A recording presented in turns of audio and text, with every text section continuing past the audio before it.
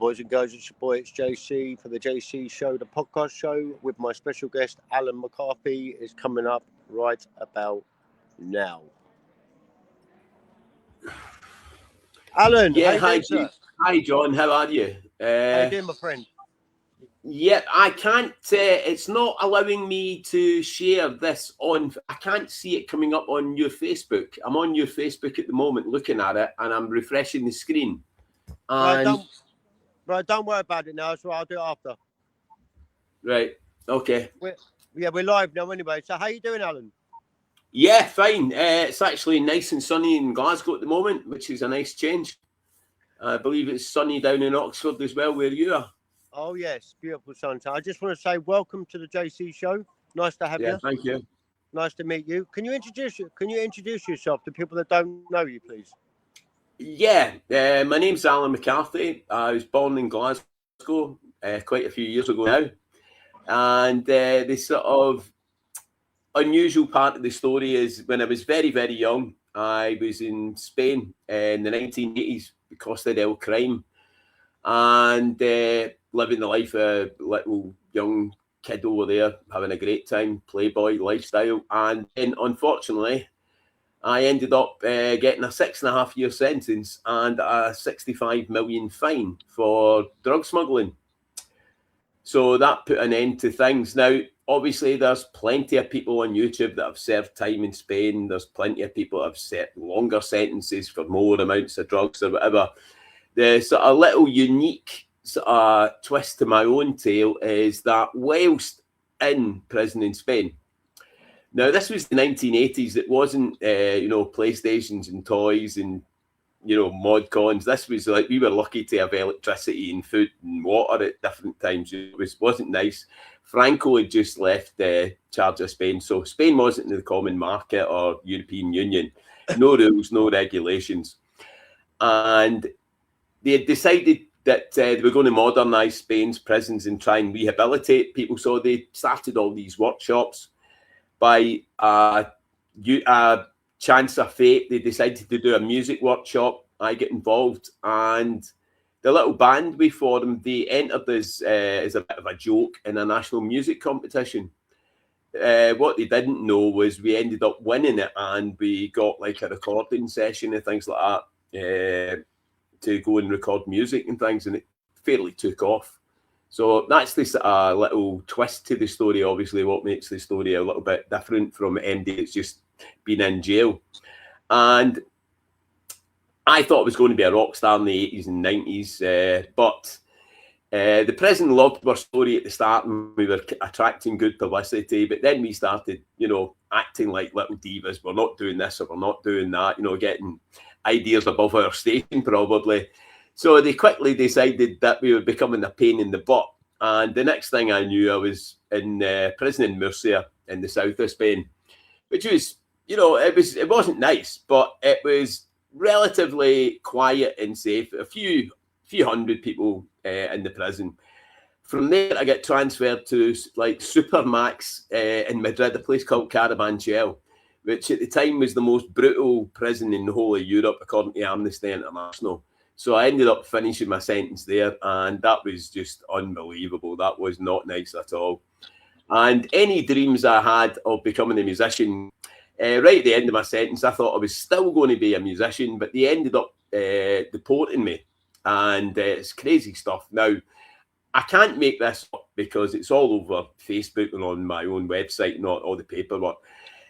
At the tender age of 28, the head of Spain's MI5, like their security services, asked the Chief Justice of the High Court in Spain I'd be deported and be banned from coming back to Spain. They considered me a threat to Spain's relations with other countries and a severe danger to Spain's internal security. I was only 28 at the time, you know what I mean? I don't know what they thought I was going to get up to. So that was my story. Until a couple of years ago, when a good friend of mine kept hearing about me talking about, I was a musician and wouldn't believe me. So she got me to go to try and track down my tapes of the original music, which I hadn't heard for over 30 years, we tracked down the tapes. And what I didn't know was that for more than 30 years, my music was still getting played in Spain. And not just by anyone. One of the biggest DJs in Spain, who was a young DJ when we started out, just liked us. And it just so happened that about 2 or 3 years ago, it was his 30th anniversary. So this guy's like the kind of John Peel of Spanish radio, like, and a guy Angel Sapena. He's done interviews with the Stones, the Beatles, Bob Dylan, you know, Oasis. He's on the TV, does his own newspaper column. And he was getting interviewed all over Spain because it was the 30th anniversary of his show.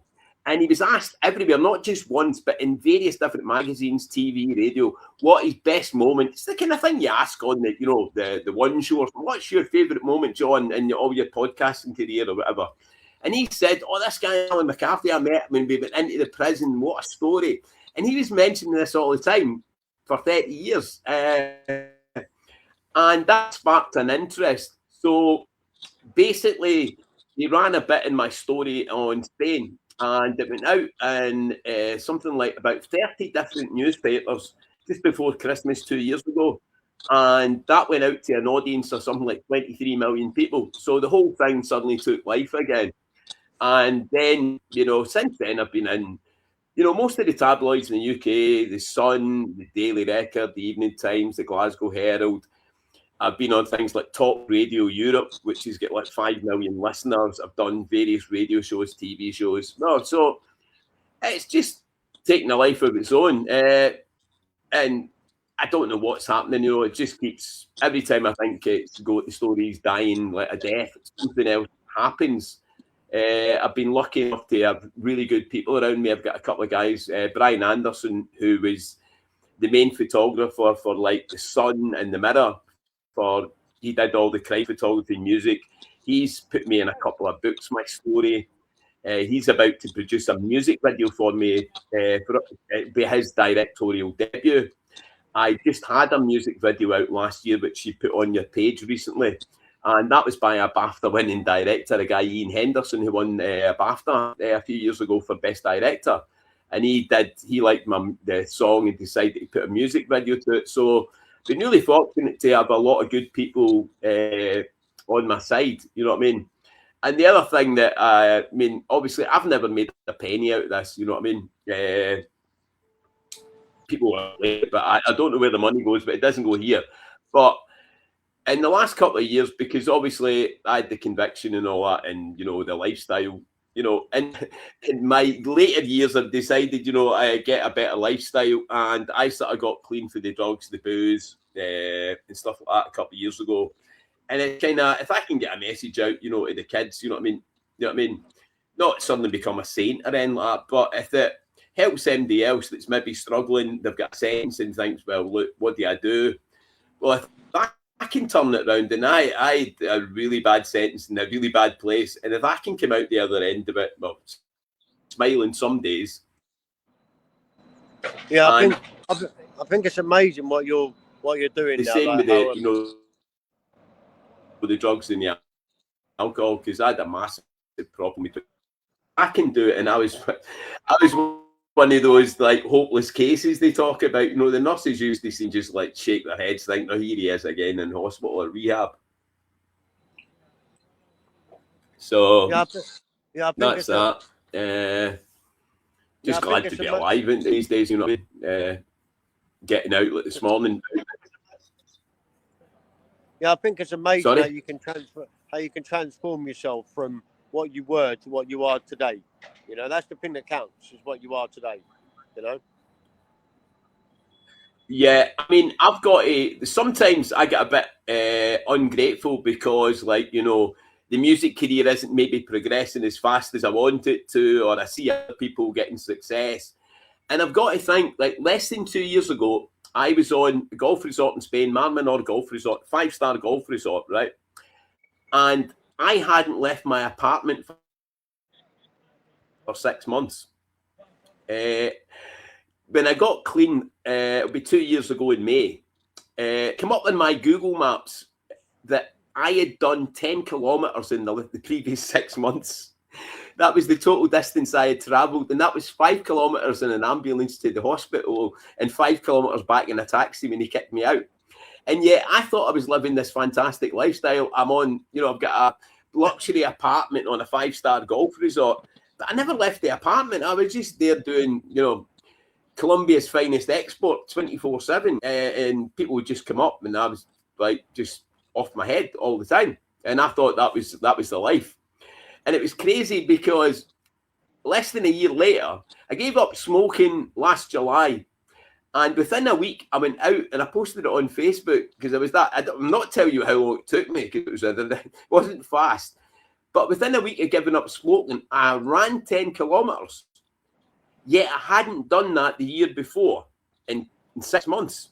You know what I mean? I managed to do it, get up and run after a week off the cigarettes. So, and I'm no spring chicken either, you know what I mean? So if I can do it, and there's kids in their 20s and 30s that are struggling with, addiction or whatever, look, if I can do it, and if you've seen me, you wouldn't have believed the states I was in sometimes, you know what I mean? So it's proof that, MD can change, you just got to, I surrounded myself with good people, got, help through various different, recovery fellowships and things like that. And stop listening to my own head, because my head's the biggest danger. I thought I was doing great and I'm living the rock and roll lifestyle, and started to listen to sensible people that are telling me you're a nutcase. You know what I mean? You're in a hell of a state, you know what I mean? But the recovery thing, obviously, you have good days, you have bad days, but it's a heck of a lot better than it was this time 2 years ago. You know what I mean? And that's it's not my intention to force it down people's throats, but just saying, well, look, if I can do it, you can do it. You know what I mean? Well, at least you proved you can do it. You know what I mean? If you've got the willpower, you can do it. You can achieve anything if you've got the willpower. That's it. I know. I mean, you have to want to do it yourself, because before I got off the drugs, I had been for a long time not drinking, but I did that for my partner because she moaned at me. So I did it for her, and I wasn't doing it for myself. And if you don't do things for yourself, it ends up failing. You can't do, like, if you give up smoking because your partner doesn't want to smoke, all you'll end up doing is hating your partner because she's stopping you smoking. You know what I mean? Or whatever it is that you do. If you give up something, it's just people pleasing, and you've got to end up doing it if you want to do it, because I was the world's worst. If somebody told me to do something, even if it was for my own good, I'd do the exact opposite. You know what I mean? Somebody's giving me good advice, go like this, do that, and I'll do the exact, I was murdered for that all my life. You know what I mean? You know what I mean? It's the crazy things you look back on. For example, I got a 65 million fine. It was originally a 56 million fine, right? I only found this out recently. But when I went into court, and the option was I was getting a 6-year sentence and a 56 million fine, or I could do an extra 6 months if I didn't pay the fine. And this is documented. I didn't believe it until I seen it in the papers, how much an idiot. I, on trial, told the judge that instead of him giving me, I would quite prepare to do an extra year if they would give me the money, which was ludicrous to say that to a judge. Apparently, the judge went purple in the court. He was banging his hammer, away. And the upshot was I ended up getting, instead of 6 years, I got 6.5 years. And instead of 56 million, I got 65 million. And I thought it was hilarious. Nobody's seen this. And I get taken down the stairs in the court. And, you can imagine the guards at the court thought I was a comedian. Then they battered me absolutely silly. And then the van on the way back to the prison, they explained how funny they thought I was, and they thought I was a comedian. And I got the same when I arrived back at the prison. Every gate that was passed through, I'd get a slap. I couldn't walk for a month. And see, the thing was, nobody else in the whole planet heard about this for over 30 years. When they were running a bit out my story, and they brought up the court transcripts going, what an idiot this guy was, trying to make fool of the judge, that. Well, you don't win, if you try and take the pee out the judge can just, you know what I mean? So, you learn by, well, so I didn't learn by mistakes. I'm doing that now, you know what I mean? Trying to learn by my mistakes and stuff. Hopefully get my age, get on and maybe do something with the music. Maybe get but keep getting asked about doing a book about the story, because obviously I can explain little bits of the life, you know what I mean? But there's not many people that have had the same sort of experiences, because the couple of prisons I was in for the longest time, the first one, if you remember the French Connection film, in French Connection 2, the sort of true life story of the Marseille Mafia. Yeah. The drummer in my band was the driver for my best friend, who was the nephew of the guy in the French Connection films. You know, that's crazy stuff. And then when I get put up to Madrid Carabanchel, if you go and look at it, I don't need to tell this, anybody can find this out in Google. If you watch Narcos and stuff like that, yeah, about the Colombian cartels, how the Colombian cartels get into Europe was the Guzman brothers, I think it was, and Ramon Escobar, Pablo's brother, were doing deals with the Prime Minister of Spain at the time, and they ended up in Carabanchel. And they were living it was crazy, and they were bribing all the guards and all that, and that's how in the 80s and 90s, that's how cocaine ended up coming into Europe. Because when the top guys in the Medellin cartel get in prison in Spain, they end up meeting Galician pirates, you know, the University of Crime, they call it, prison. And that's how the cocaine started coming into Europe, because the Galicians wanted independence from Spain. And they would have brought the cocaine in for nothing, but obviously the businessmen, they brought it in, they charged for it, just to screw the Spanish population. And that's how cocaine, there was no cocaine. Anybody that's older at my age will tell you there was no cocaine in the UK, hardly to speak of. It wasn't flooding into Europe. They were sending it from Colombia to Florida. Why would they send it to Europe? But all of a sudden, when the Medellin cartel and the Cali cartel got their guys in prison in Spain, they started reaching out to other people that they met in prison, and that's how the whole cocaine epidemic came about. And that's the opening scenes from Narcos, and that actually take place in Carabanchel prison, you know, where they all meet and they decide that, oh, we're going to do this big business deal. That's all Carabanchel. I can't make this up, you know. You do the math, work out when I was there, work out when that took place, and that's the story, you know what I mean? It's crazy stuff. Yeah, but that's a different lifestyle. Yeah, so tell the viewers more about the Berlin 90. Tell the viewers more about your band that you formed in prison. Right, the Berlin 90 thing. Right, what happened was they were doing just a little guitar workshop to sort of try and... Spain was trying to get into Europe at the time. So one of the stipulations by the European community was Spain had to modernise its prisons. So Amnesty International came in the late 80s. Did a thing called the Helsinki Report, which just basically described the conditions as totally horrendous, atrocious. Anybody that's interested can look it up. It's called the Helsinki Report. And it was the late 80s. It came out by Amnesty International and described Spain's prisons as the worst in the world, basically. So in order for Spain to come into the European community, which Spain was dying to get into, they had to reform the prisons. Part of that was, you know, reintegrating and rehabilitating the inmates, improving the conditions. So they were trying to get any sort of publicity. And one of the workshops was a guitar workshop. Now, this will sound like I am the biggest bullshit artist, sorry for the language, in the world when I explain this, but you can go onto my website and you can actually see it, and you can go and Google all the programs. We started off as a couple of guitars, like the Spanish acoustic guitar things, and a guy called Juanjo Gomez Ayala, who, unknown to us, was a very famous Spanish guitar player. He did like jazz, rock, and things like that, and blues, and he'd been a session musician in like Chicago and New York, and he was a very nice guy, and he was wanted to help people, you know, through music. So he's decided to done a workshop. So I get involved, and there's a guy that worked in the kitchen. We get involved, and then he said, well, look, if you two can do a little like show kind of thing, we'll get some money for like, electric guitars and drums and all that, but you need to do this show. So we came to a compromise. There was a thing coming up in the women's module every year where they have the families, and it's like the International Day of Mercy. So the deal was, if we could get a band together, they would, the local council would give us a donation for like a set of drums and a bass and electric guitars, and we had to go and play it. And the council would come out and take photographs and all that, you know what I mean?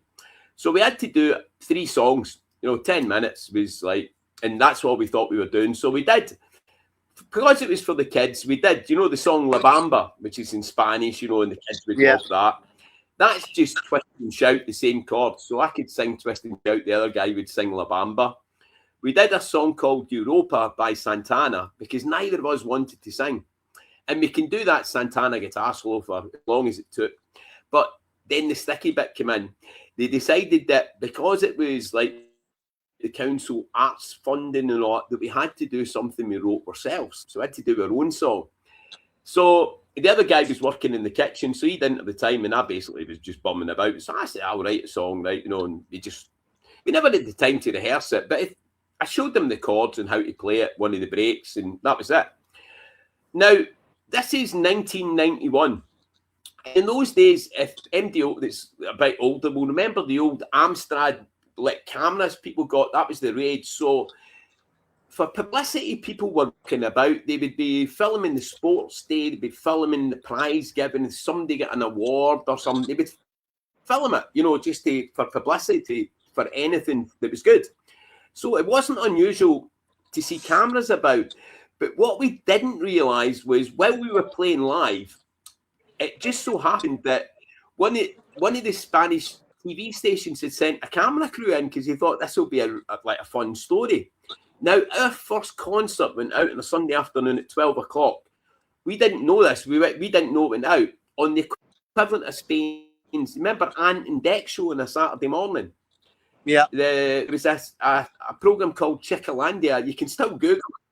So our first 10-minute, 15-minute concert went out live on national television at lunchtime for the kids. And by the time that's went out on you're in Oxford, so it's went out on TV Oxford on lunchtime on the news.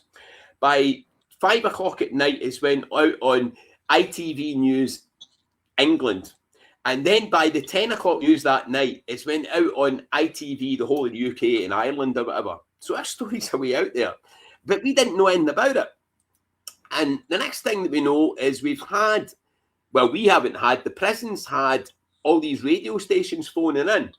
So they've decided that they will allow the mobile recording thing, like the Radio 1 van goes out to festivals and that. They've decided that, they can come in and they'll record us playing 2 songs. Now, they couldn't even get that right because I think they thought it was a wind-up. So they've had the equivalent of Radio 1's outside broadcast coming in, and they've had Virgin Radio coming in. So there's 2 separate radio stations come in to record us, and they're both fighting over who can record us. And that is, we did our first concert on Saturday. We did then 2 songs, which I had to write on the following Saturday. So it's 6 days between our first 2 concerts. Our second concert, 2 songs, is live in the open prison for 2 radio stations going out nationally across Spain. And then a week after that, 2 weeks to the day after our first concert, they asked us to do 3 songs live on the Top 40 show in Spain. Now, we hadn't even rehearsed. We're doing 3 songs live on the Top 40 show. And obviously, this is in all the newspapers and the magazines and stuff like that. And at the same time, we weren't allowed out of the prison. So they'd entered us in this music competition. And it was like the equivalent of the X Factor nowadays, except it was like the Battle of the Bands, you had to play live. So obviously, we couldn't get out to play live. So they had a compromise, is they let a recording engineer in with his equipment to record us playing a live set. So it could prove that we could play live, and that was our sort of entry into this competition. And it got all obviously this has gone on over a period of months, and eventually we actually won a recording session to go out and record a couple of songs. Now, I wasn't even convicted at the time or anything like that, and it was absolute chaos and carnage. We literally had a fleet of armoured cars taking us to between the prison and PM recording studios in Murcia. And if you don't believe me telling it, you can actually go on my website and you can hear, like, without me being there, like this guy Angel Sapena, Spain's top DJ, talking about it with the original producer when the story came out again, that their memories of it, because I've got no memories of, because I was locked in an armoured car, you know, I didn't have much of a view of it. But we actually, they were saying it was like unbelievable. There was the like helicopters, outriders, armoured cars, you know, like, you know, all arriving at this recording studio, all the press.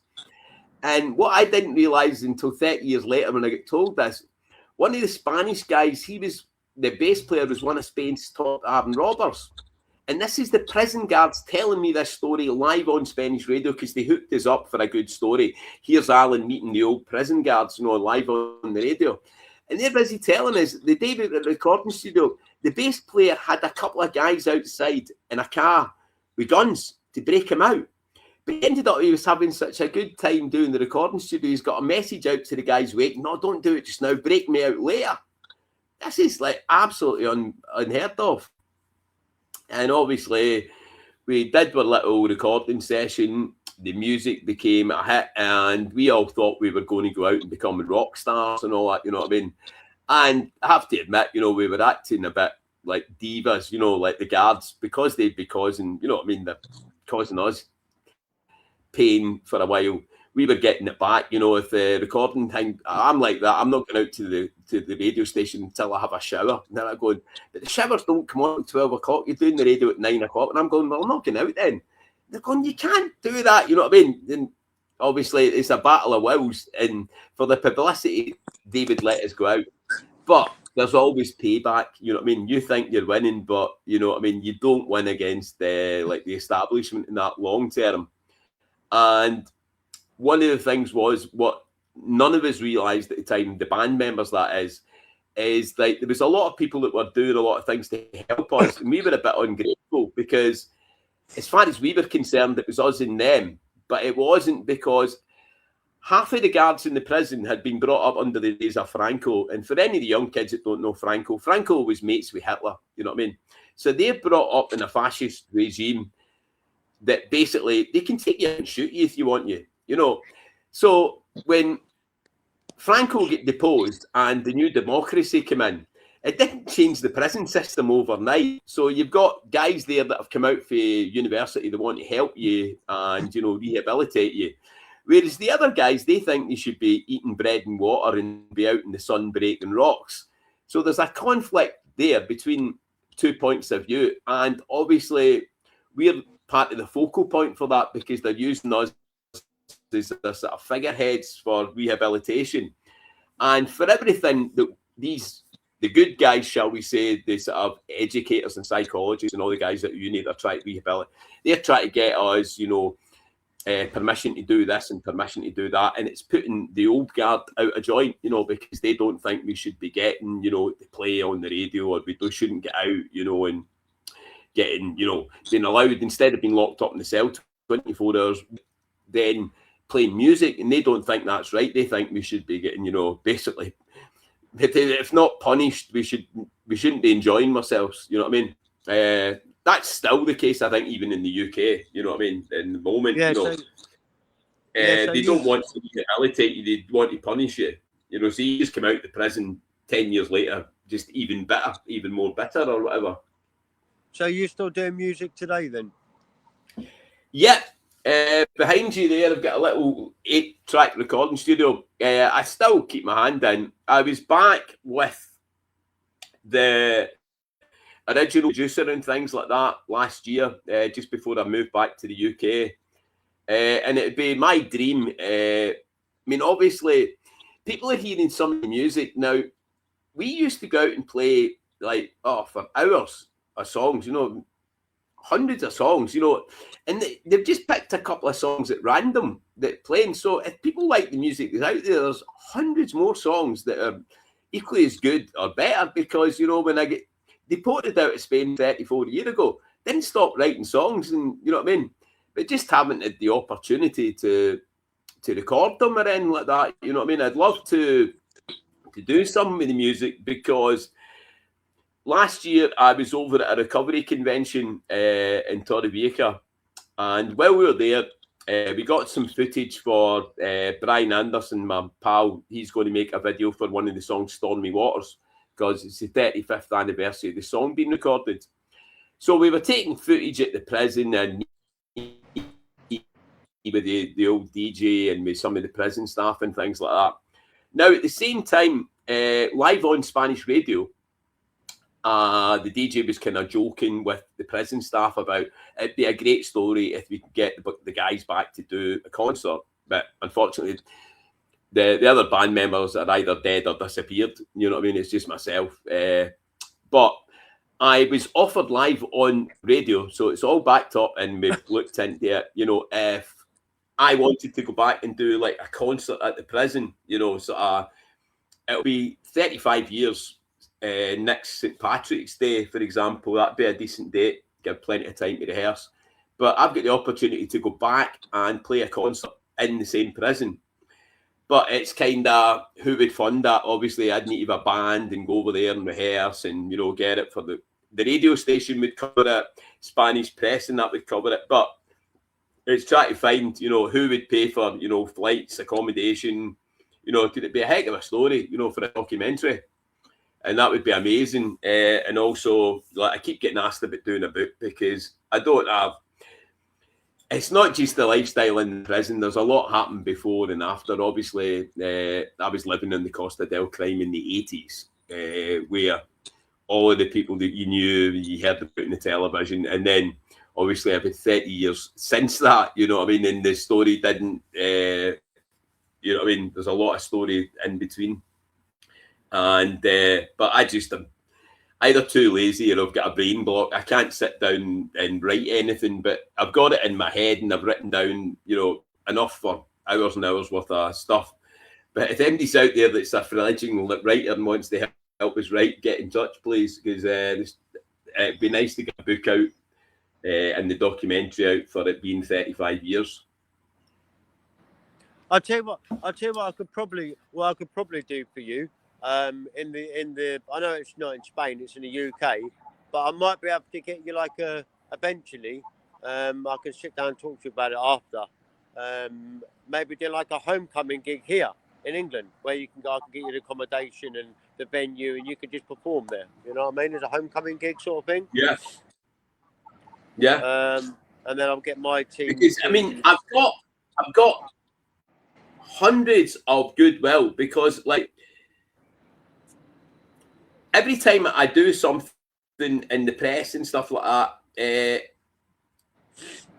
I get people love the story and they keep telling me that should be a documentary, it should be a film. I've had people that are going round apparently trying to get a film made of the story. You know what I mean? Said it'd be a great like movie. You know what I mean? Some, obviously not me doing it. Some, you know, because it's rags to riches come recovery story. They think it'd be good. But these things obviously take a lot of time, because people have got to get budgets and all. And, you know, I've had a lot of people that are interested, but you don't know until, you know, everything's signed and dotted. But there's, you know, the amount of people that have shown interest, you know, you start to think, well, they can't all be wrong. You know what I mean? It's a lot of film companies, Netflix people, Amazon, the various TV stations, radio companies, they all show interest and think it's a great story, but it just keeps coming recycling, but it doesn't seem to go anywhere. It's not like I can be promoting a book or a new single, or I don't have anything to actually sell. You know what I mean? Most people go on podcasts and it's to promote their book or their film or their new single or whatever. I'm not actually selling anything, you know what I mean? I don't have anything, you know, tangible at the moment, you know, to promote. Well, you do. So it'd be great, you know. Alan, you do in a way, because your singles, for example, you've got the copy of them. Yeah, like I said to you the other day. Yeah. You can sell them online. You can make money that way, doing that way like that on there. You know. So you do have the Yeah. means to do certain things. You know what I mean? But it's obviously getting it done right. You can sell it like an Amazon Music and places like that, and Apple iTunes and all stuff like that. Yeah, You know? because But they're good songs. They're really good songs. I love them. They're good yeah, songs. because up till now, obviously, I've not been promoting it right, because if you think about it, if I had 23 million views on the first newspaper article in Spain, and then the Sun, when my video for Runaway launched, the Sun put it out, but unfortunately, they just they didn't link to like a YouTube channel. I didn't have a YouTube channel, and when the newspaper article came out, I didn't have a website at that point. So they were just putting it up, and I wasn't getting any tangible benefit from it, which is obviously, you know, I don't have anyone guiding me or anything like that. It's just, you know, things just, the universe just, things just fall into place. Like when the Sun was surreal, because I did the Sun interview in the morning. They just phoned up, you know, and we want to do an article on you. And I was actually flying out to Spain at like 12 o'clock or something like that, and I was meant to get the train down to Prestwick. And the Sun are on, and ended up having to phone, while the Sun's still talking to me, I had to phone the local taxi company and end up getting a taxi, like about 100 mile in a taxi to get to the airport, and I only just got on the flight. And then it's funny, see the little picture you see there in the background there, up there, yeah. I'm pointing at. That is actually was in the background of my interview in the Sun magazine from my villa in Spain, because I managed to just over to Spain, and they, we need to put you, you know, just talk 30 seconds with something in the background. So we did that off the villa in Spain. And then I was flying back on the day I was flying back, it came out, and they linked my video, the one that you've got at Runway. Yeah. But unfortunately, it wasn't linked. I didn't have it linked to on a YouTube channel or anything like that. I just sent them the video. You know, so it was just, you know, the same newspaper things, and they all came out. Nobody was guiding me to say, oh, you need to start a YouTube channel, or you need to promote it on Facebook. It's great to hear. So lots of publicity, but I mean, it's financial. But I wasn't in it for the money, but it would be a bit nice to have some sort of comfort, because like when I came back from Spain last year, I said from Spain 18 months ago, I think it was now. I ended up coming back, and I had no electricity, no gas for about the first 6 months. You know, brutal. You know, having to readjust because of the problems, the drinking, the drugs, and all that. So, it's thinking it's all villas in the Sun. You know, it's not. You know, look at the downsides. There are kids that think it's all glam. I've got a bit more sort of clean time behind me, and you know what I mean, focusing on the good things in life. It'd be nice to be able to like do things like the concerts. I've been fortunate enough, I've done a couple of prisons through the different recovery fellowships, where I've went in and spoke to like inmates and that, saying, well, look, I've got clean off alcohol or drugs, depending on the fellowship, you know what I mean, and they can obviously relate, you know. Yeah, it's like lived experience. You know, if I go in as a psychologist or something like that, they'll just think you're an idiot. But they can see I've done the time as well. You know, so it's not somebody they can relate to a bit. And if they can see that I can do it, you know what I mean? Maybe gives them a bit of hope and all that. And it's not just me that's doing that. There's lots of other people there going about doing that. Well, put it this way, you can always count on me to give you a helping hand. Sorry? You know, you can always count on me to give you a helping hand. You know. Thanks. Yeah. So. Yeah, because there's plenty of things out there. You know what I mean? Yeah. You just gotta like before you know it, things will just like appear out of nowhere, and they'll just like fall into place. You know. Yeah, that's it. I mean, I keep thinking that nothing's happening, and you get kind of frustrated. But when I look earlier this year, I was in. My friend Brian Anderson brought out a book, Shooting the Mob, about his time as a crime photographer for The Sun Yeah. and the Daily Record and the Mirror and things like that. And his book has got things like, Freddie Foreman, from that era, Ferris and Yeah. that in Glasgow. It's got Paul Massey, all the well-known top guys. And then there's little old me in it as well, you know what I mean? And I'm like, what the heck am I in here for? And Brian's been great for me. And like, I mean, every week or something like that, something happens, there's a different news story or stuff like that, you know what I mean? And it's just that it just seems surreal sometimes, like doing like the radio and stuff like that. And you're doing a radio show and there's a million listeners, and you're like, that, you know what I mean? And then you go back to your daily lifestyle. It's not like you get a million listeners on the radio and then you go back and you get chauffeur driven to your villa. Yeah. Doing the radio station, then getting the bus back home. You know what I mean? Corporation bus, back to the little flat. You know what I mean? It's like, but it'd be great to get, Yeah. So what's the link to your website? The website, if anyone just puts in to like Google search berlin90.com, berlin90.com, or you can just Google my name, allanmccarthy.com, and it links to the same website. And you can see there's like all the newspaper articles. You can't make it up. There's like the Spanish, and it links to all, and you can see it. I'm in 30 different double-page spreads on it. There's things like Paisley Radio, a million listeners on that. There's Talk Radio. You can download all the stuff. They can listen to the music as well for free. There's all the stock. There's a few songs on there. There's music videos, and there's stuff about the prison. There's loads of tabs at the top. You see the more, and you can click on. There's all the podcasts, things, interviews. There's interviews in English, interviews in Spanish. You can download a few songs and things like that we've managed to salvage from back in the day.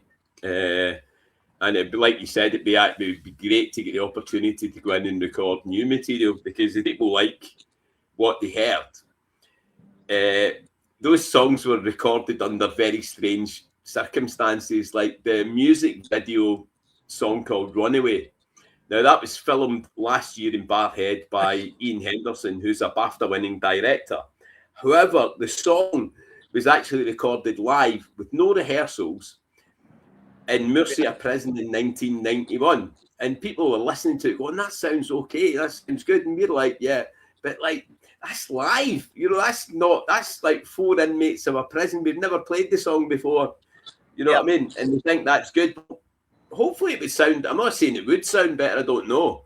But if we got the chance to go into a modern recording studio and, with a bit more experience, hopefully I'd manage to get something better out. You know what I mean? But that's like, I don't know how the old voice is anymore. And, certainly can still play the guitar. And would people like the music still? Hopefully they would. I'd love to get a chance to do it.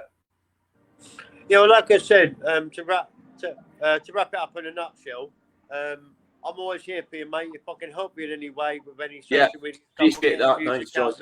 Or getting your music out there for you, and that's it. Then just give me a shout, mate. I'm always available to it, and I'll always take your call, mate. I'll always be there to help you. Thanks a lot. Appreciate it. I know what it's like. Sometimes you need a helping hand. Sometimes I'm the same. Sometimes you don't. You can't always get them on your own. Sometimes you need a little bit of help to help you. because things have changed Yeah. now. Times have changed. You know, it's not the same as it used to be back in the day. It's a lot more harder now. You know. Yeah, that's what I found out for doing all the recovery fellowships. You Yeah. can't do a lot of things on your own. You need No. to rely on other people, and it's sometimes hard. My generation, we were never brought up to, you're meant to do things on your own. You weren't meant to, ask for help or say you're having a bad day. You're meant to just tough it out. And it doesn't work. You do have to get help off other people, to get better. So I appreciate the offers anyway, John. Yeah, no problem, mate. Yeah. So, is there anything else you want to add before we say goodbye No, to the just lovely podcast? it's great to that's me. It's funny because on Tuesday there, St. Patrick's Day is quite ironic. That was 34 years ago on St. Patrick's Day that I got out of the jail. Yeah. It's amazing that I'm still alive now, you know what I mean, after all I've been through. So it's good, you know what I mean? It's a nice sunny day, so that always improves everyone's mood. And I'm clean, I'm sober, and that's it. And, thanks for making that a nice Saturday afternoon for us. I appreciate it. Hey, thank you. No, you're welcome. Right. Right, But thanks to everyone that's listening. Yeah, but I just want Cheers. to say thank you. I just want to say a big thank you to you, Alan, for coming on, giving up your afternoon for the viewers, and for me as well, giving you your time as well. I really do appreciate it. And I'm pretty sure in the future there'll be a few more coming up with you as you progress within your journey. I want to try and document it as well, so give people an insight of what you're doing now and the good work you're going to be doing in the future. And I'm going to work. I want to work with you on this journey. You deserve a good story, and you deserve your story to be out there. So I appreciate it, John. Thanks. That's what I could say in the matter. Right, thank and you. I hope that you managed to hear me okay. I heard you crystal clear. I just want to say once again, Alan, thank you very much for coming on the JC podcast. You're welcome, and hopefully we'll see each other soon. Yes, mate. Oh, man, Right. well, you take care and have a lovely afternoon, and yeah, I'll start shelling the hell out of this story for you. Okay, right. Thank you. Thank you, mate. God bless. Stay safe. Bye. Bye. Yeah, just a big thank you to Allan McCarthy for coming on the JC show and giving you an insight of the life and the trials, the tribulations of what it's like from the 80s, 90s, 2000s, from an ex-drug smuggler to a musician. I just a big thank you to Alan again for coming on and sharing his great story with you viewers, the world, and everything, because he deserves what he's doing now as a musician. He deserves the things, the places he's going to be going in the future. And me, as a friend now, the JC, is going to be supporting and documenting and sharing with you lovely people what Allan McCarthy is going to be doing in the world of music and helping you youngsters out there that crime don't pay.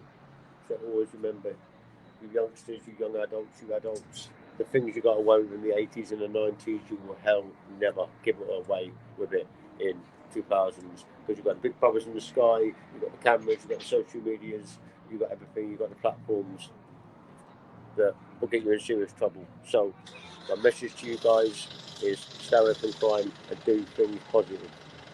And once again, thank you for Alan for coming on the show today, mate. I appreciate it.